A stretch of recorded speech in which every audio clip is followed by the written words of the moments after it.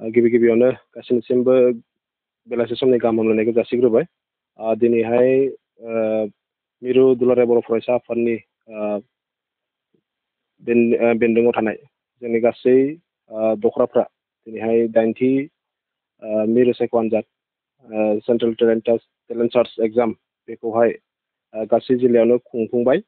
दिनै जोंनि धेमाजि जिल्ला हिसाबैबो गासै 9 सेन्टाराव दिनैहाय आनजादा जालांबाय। दा खबर मोननाय बायदिब्ला गासिबो आनजाद सेन्टारावनो आनजाद मिरु सेन्टारावनो गासिबो मोजाङै मोजां जालांबाय होननानै जोङो मिथिदों।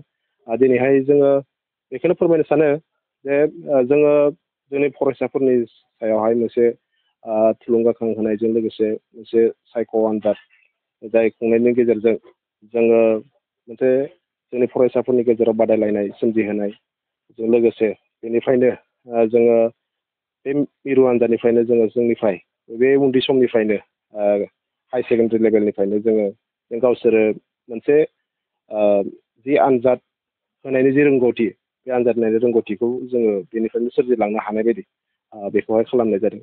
दा बेनिखायनो जोंनि धेमाजि जिल्लानिफ्रायबो जों साबायखर बावो। जेन मिरुआ फिन बेफोरबायदि जों हाबाफारिखौ लाफिनबाय थायो।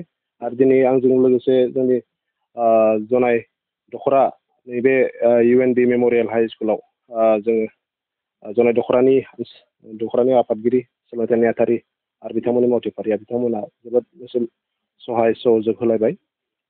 आनजादखौ जोङो मोजाङै मोजां जों लाफुंनो हाबाय। आरो दिनैनि बे समावहाय आङो बेखौनो फोरमायबाय गासै जोंनि आनजाद जेसेबांखिनि सेन्टार दंमोन धेमाजि जिल्लानि सिङाव गासै 9टा सेन्टार गासिबो आनजादा मोजाङै मोजां जोबजोब्बाय होननानै फोरमायबाय। जोंना गासै जोंनि जिल्लायाव गासै मोनगु हिसाबै 500निबो बारा फरायसाफ्रा जोंना बाहागो लादों। बेनिनो जोंनि बे UNB मेम'रियेलावहाय जोंना 51 फरायसाफ्रा रेजिस्ट्रेसन खालामदोंमोन। बेनिफ्राय बेनि मादावनो जोंना सा 12 फरायसा एबसेन्ट जादों माखासे जाहोननि थाखाय जानांगौ।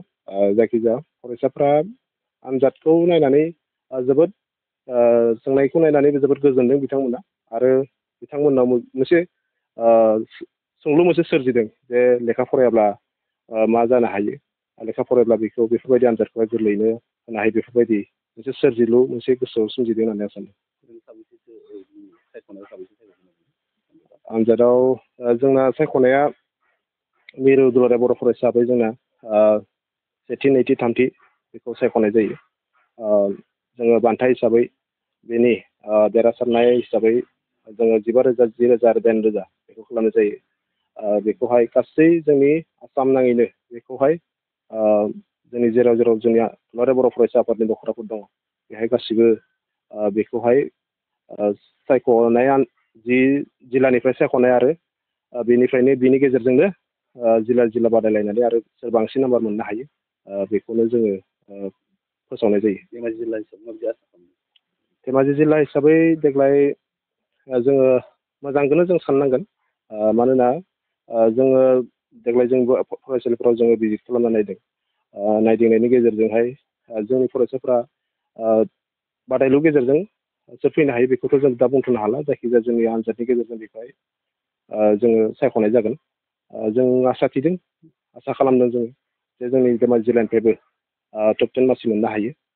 जोंनि सायख'नाय जि मिरु सायख'नाय आनजादावबो मासि आवग्रिनो हायो बेखौ जोंनि गोसोआव